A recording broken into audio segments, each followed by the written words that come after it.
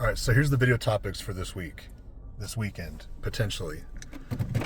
This week, I researched really hard on Semax and Selank.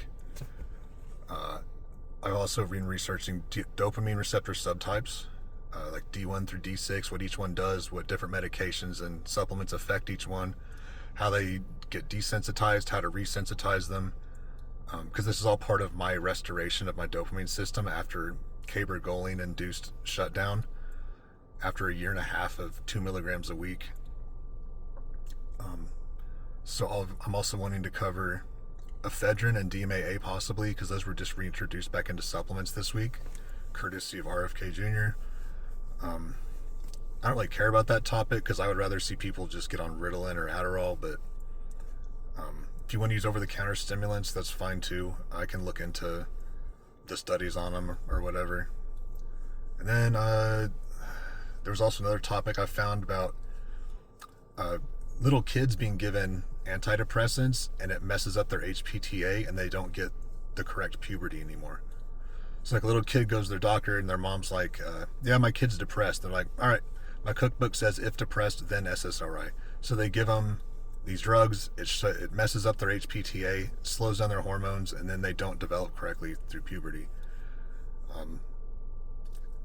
I think that that's probably a topic worth talking about.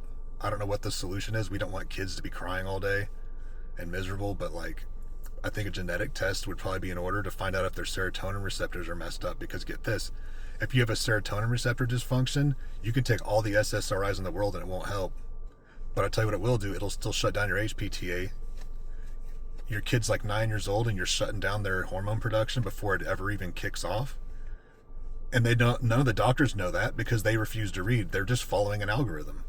If depressed, then SSRI. They don't know what an SSRI is. They're like, oh, selective serotonin reuptake inhibitor. Yeah. Norepinephrine reuptake inhibitor. Yeah, it just reuptakes the inhibitors. They don't know what the fuck it means. It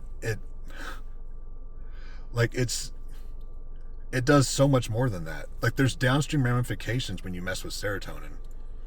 So I can cover that. Or I was looking at SHBG, androgen complexes, and megalin, which is something we covered a long time ago, but it's something that's always been itching at me because it just doesn't sit right with me. So yeah, let me know what you guys think.